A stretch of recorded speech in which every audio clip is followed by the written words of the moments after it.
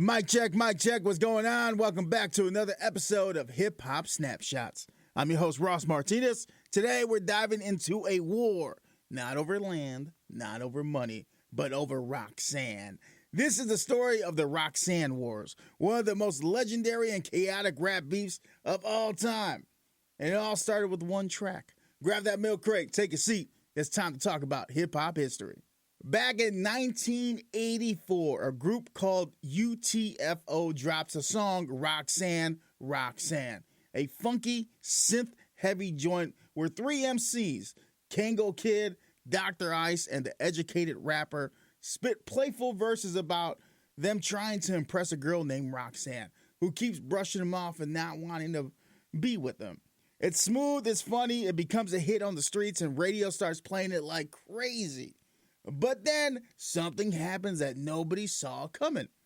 Enter a girl named Roxanne Shante, 14 years old, living in the Queensbridge houses. Barely known outside her building, but she got bars, and attitude, and a mentor named Molly Mall, which we talked about last episode. He dares her to write a response from Roxanne's perspective. She steps in the booth and unleashes a song called Roxanne's Revenge. And she rips them. No hooks, no polish, just raw talent and razor-sharp bars recorded in one take over the original beat. It's unapologetic, it's funny, it's scathing, and it spreads like wildfire. Now here's where it gets insane.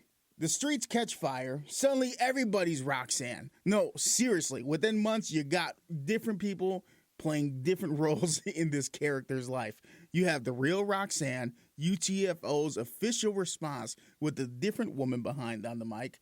You have Roxanne's doctor, Roxanne's parents, the parents of Roxanne's parents, Roxanne's brother, Roxanne's lawyer. I'm not joking. There were over 100 answer recordings to the original Roxanne. This saga went on for a while. This wasn't just a beef. This was an avalanche of creativity. Rappers who had never recorded before were making tapes, burning pressings, and diving into the battle, all trying to outwit, outshine, and out-Roxanne the last. And who stood at the center of it all? Roxanne Shante, a teenage girl from Queensbridge who out-rapped grown men and flipped the game on its head. But let's pause and break this down. This was pre-internet. No TikTok, no YouTube, no SoundCloud. And yet, this was one of the earliest examples of how hip-hop could become viral, how it could catch fire and create commotion. A single response track triggered an entire cultural movement. And most of these artists, they weren't chasing record deals, they were chasing respect. This was hip-hop in its rawest form. Battles, bars, and hunger to be heard. And here's what makes it even deeper. When you think about it, Roxanne Shante didn't just challenge UTFO. She challenged the entire structure of what rap was supposed to be. She was young, she was a girl, and she was from the projects. She didn't smile or soften her appeal for anybody. She earned her mic spot by being undeniable. That made her the blueprint for countless women in hip-hop who came after her. You don't get an MC Light, Queen Latifah, Nicki without Roxanne first saying, "I don't need your permission. I'll take the mic anyway." So, the Roxanne Wars might sound like a footnote in hip-hop, but don't get it twisted. This was a war fought with creativity. And that creativity sparked opportunity.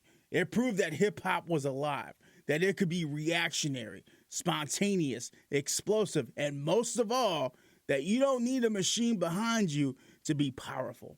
All you need is a mic, a beat, and something to say.